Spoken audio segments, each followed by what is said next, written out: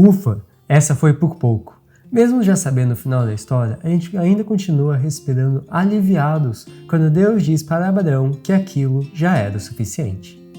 Pedir o sacrifício de um filho parece uma prova dura demais. Mas Deus não faz nada sem um propósito. E no caso de Abraão, Deus tinha mais do que um propósito. Prontos para começarmos o estudo da lição desta semana? Vamos aproveitar para conhecer também um pouco mais sobre quem foi Isaac. Eu sou o Matheus Diniz. E eu sou Neila Oliveira. E você está no canal LAMED, onde você estuda a Bíblia de um jeito diferenciado. Dá um grande alívio saber que a história de Abraão e Isaac terminou bem. Você consegue imaginar como teria sido Abraão voltar sozinho do monte? O que ele diria para os servos e ainda mais o que ele diria para Sara? Mas para a gente entender o que estava em jogo aqui e para saber por que Deus pediu uma prova tão difícil para Abraão, depois interveio a tempo, resultando numa das histórias mais impressionantes na Bíblia, é preciso a gente voltar para o momento em que Abraão falhou em não confiar no tempo e no cumprimento da promessa de Deus. A Bíblia nos diz que a ideia partiu de Sara. Talvez ela tenha pensado que não era justo o marido dela perder a bênção por causa dela. O fato é que tanto Abraão como Sara não confiaram no tempo nem na maneira em como Deus pretendia cumprir essa promessa de eles terem uma descendência. Naquele tempo, a poligamia era algo comum, especialmente se a primeira esposa não tivesse condições de conceber filhos. Mas observe, o fato de ser normal não queria dizer que esse era um costume aprovado por Deus. Tanto que as consequências negativas vieram todas as vezes que o povo de Deus adotou essa prática. Sem consultar a Deus, Abraão e Sara levaram avante o plano. Abraão se casou com Agar, a serva egípcia de Sara, para que ela lhe desse um filho. E não demorou muito para os problemas aparecerem. E o primeiro estava justamente ligado com a atitude de Agar. Veja só. Orgulhosa por ser a nova esposa de Abraão e pela possibilidade de se tornar a mãe de uma grande nação que viria de sua descendência, Agar ficou cheia de si. Os ciúmes entre Sara e Agar perturbavam a paz do lar que tinha sido tão feliz. E Abraão ficou no meio dessa guerra, que talvez tenha sido muito mais difícil de resolver do que a guerra que ele acabou enfrentando com os 5 reis inimigos. Agora vamos só parar um pouco e relembrar de quem foi essa ideia. De Sara. E agora ela que estava acusando Abraão de ser o responsável de tudo isso. E Abraão teria que mandá-la embora.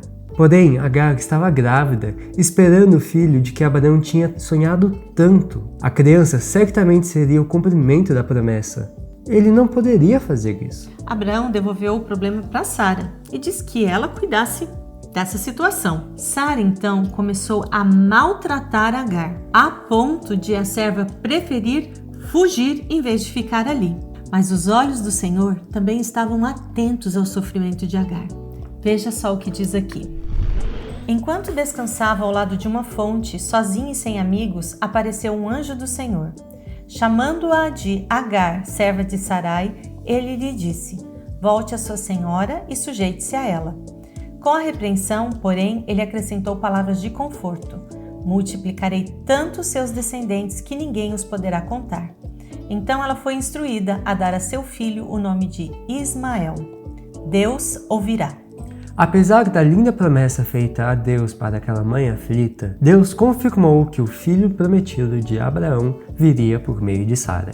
E como tudo que Deus promete se cumpre, aos 90 anos, Sara se tornou mãe de Isaac.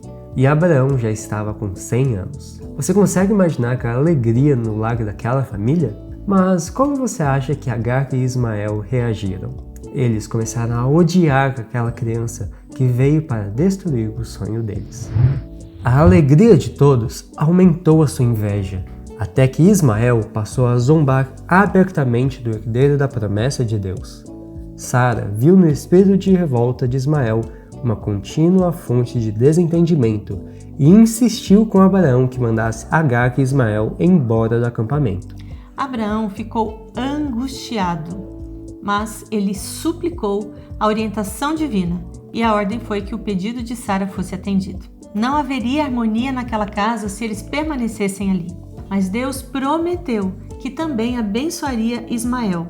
Ele se tornaria pai de uma grande nação. E assim, Abraão obedeceu.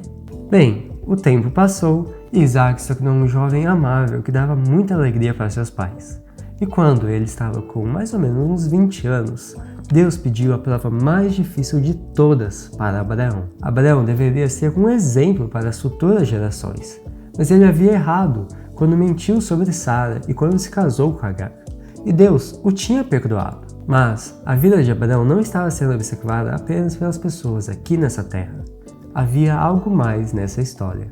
Por isso, Deus lhe pediu a oferta mais difícil, o sacrifício de seu filho amado. Isso parecia loucura, não fazia sentido, mas Abraão tinha certeza de que era a voz de Deus. Essa voz permanecia clara em seus ouvidos. Abraão não entendia, mas ele sabia que tinha que obedecer.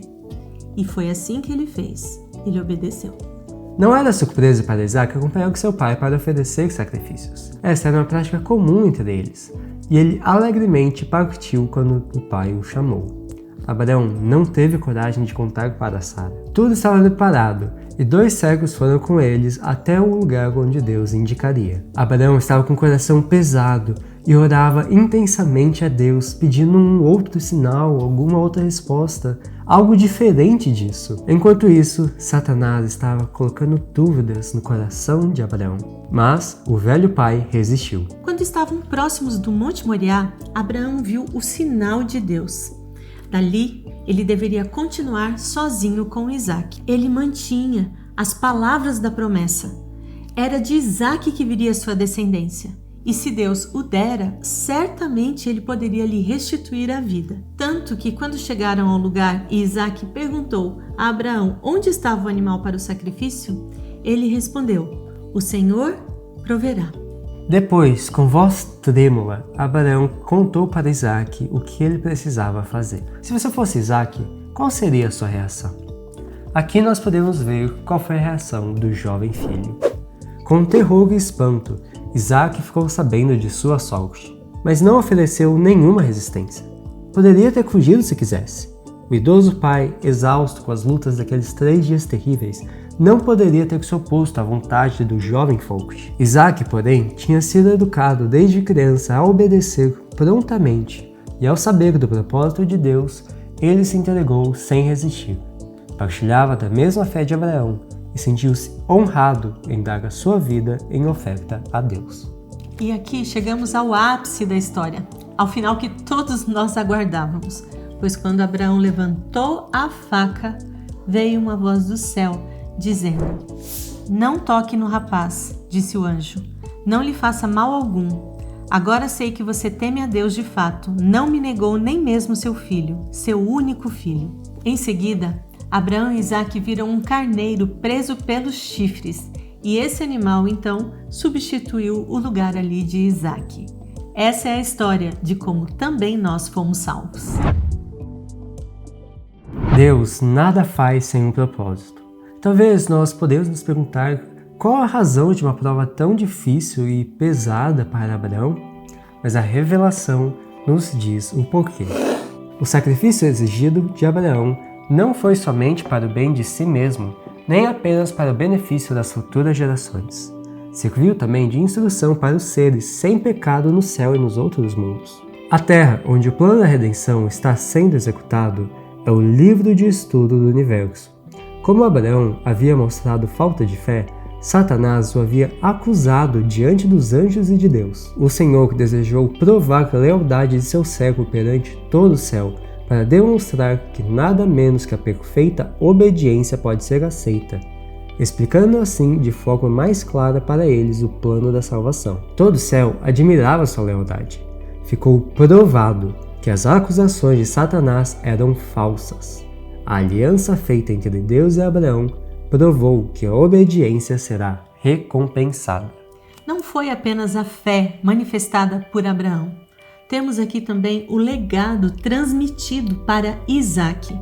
A história de um pai que entrega seu filho, seu único filho, e um filho que se submete e se oferece em sacrifício, cumprindo a ordem desse pai. É o plano da salvação representado na história humana. E nós? Do que estamos dispostos a abrir mão? E se Deus te pedir algo, você está disposto a obedecer? nós chegamos ao momento dos abraços. O primeiro abraço é para a base central Teenager da Igreja do Jardim Irene, da cidade de Guarulhos, São Paulo.